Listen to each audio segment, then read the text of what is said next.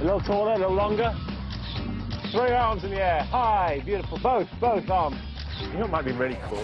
I think we've arrived. Yeah. What was that? I don't know. I feel kind of assaulted. I'll see you later, sweet cheeks. Now, coming back to your career as a photographer, Yeah. you know, you have good photographers and you have spectacular photographers. So, from your experience, what makes Which one am I? spectacular? So, what are the qualities that sets you when you hold your camera?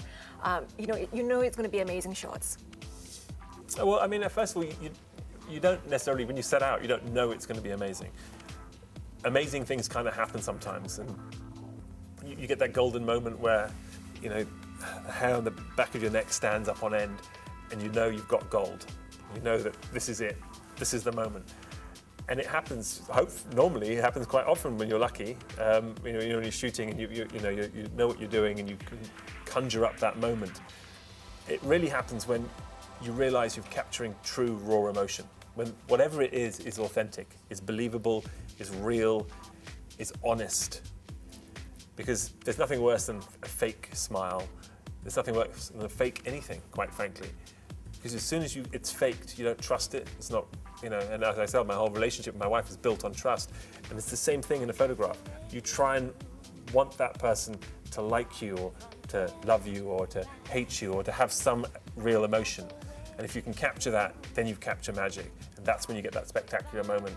And that's truly what it's about, changing hearts and minds. Even if you're a photojournalist, if you're capturing a picture, if you think of some of the great pictures of our time, you know, whether it's Martin Luther King saying, "We have a dream," you know, it's that passion in his voice, the fact that he really meant it, and he was talking to the world, and that photographer caught that moment, you know, and you see that picture. Even if you think about that moment in time, you think of that photograph in your head, you know, or even if it's something as you know, voyeuristic as the death of the Kennedy who was assassinated, you know, President Kennedy. You see that image, but you see the look in everyone's eyes, the distraught feelings and the emotions running thick. So even in photojournalism, it's very much about capturing the emotion to truly tell a story. It isn't simply enough to just be there and document what you see. So true artist, in no matter what genre of photography they work in, is about capturing emotion. And ultimately, that's the beauty in the picture.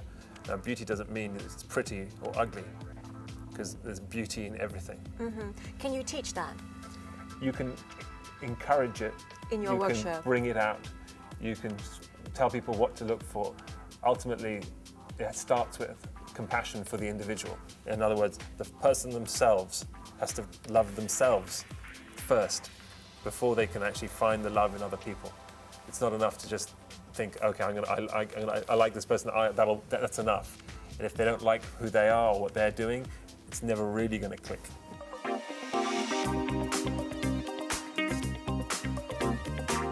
You started off as a model, so do you think being in front of the camera has a lot to do with you being such a good photographer? Well, I started off as being a lot of things before I was a model. I was a little boy, I was a teenager, I was, you know, a hopeful young medical student, and then I did a bit of modeling. Certainly my modeling helped me empathize with my subject. I understood what it was like to be the subject, and I use that now, and I try to put myself in my model situation constantly, whether it's cold or hot. I try to be there with them.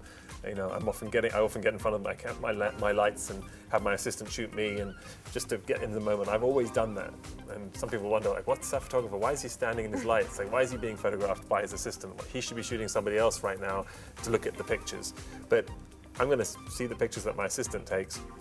But it helps me understand the lighting, look and feel, so that when I'm on the other side and I'm directing my model or my subject, I know what it's like. Not easy to tell someone what to do when you haven't done it yourself. So you've got to get in there and own that picture from the ground up. If you have to give advice to a women who would like to be captured in photography, what advice would you give them, being the subject of photographs? That you have to own it, that you have to, you know, really get into the moment, that you can't wait for encouragement from the other side. Yeah, a director or an audience can say, "We love you, and that adulation can make you feel good. But if you're always waiting for that moment of somebody else to say, "Oh, that was brilliant," and you need that, then it's one that you risk sometimes not having a great performance, because you truly need to be able to perform with no audience or with a bunch of people who don't like you. And if you can impress people who aren't your audience, who don't think you're great, but you can deliver nonetheless, then you're truly a success. And it's hard. It's hard to have that confidence. One of the ways to do that is to believe in what you're doing, to believe in what you're talking about, which is one of the reasons why I talk about having a cause, having an issue that's yours, doing something like community service, something that you can truly be proud of, because you may not be proud about what you do as your job. You may not care about it. You may not love it. It may just be a 9 to 5 that you find yourself doing. It might be boring. You might be over certain things in your life. You may think you've got nothing to give. But if you're passionate and you get into the humanitarian side of life, then it gives you something to talk about at a dinner party, in front of your friends, when you're talking to a crowd that you can be passionate about and that's changing the world. And then all of a sudden, you stand up taller, your eyes brighten, and you sound electric. That's sexy, and that's something we can all do. Finally, just if you can just keep it really brief, what would you like to tell the viewers about your book? What can they gain out of it? Well, it's called Nigel Barker's Beauty Equation. It's about defining beauty from the inside out. And if you think you're beautiful, this is the book for you. If you don't think you're beautiful, this is the book for you. And even if you don't care about beauty, this is the book for you. Meow. To be that outspoken at a photo shoot was extremely unprofessional. Every part of your body is telling a story. You take great pictures.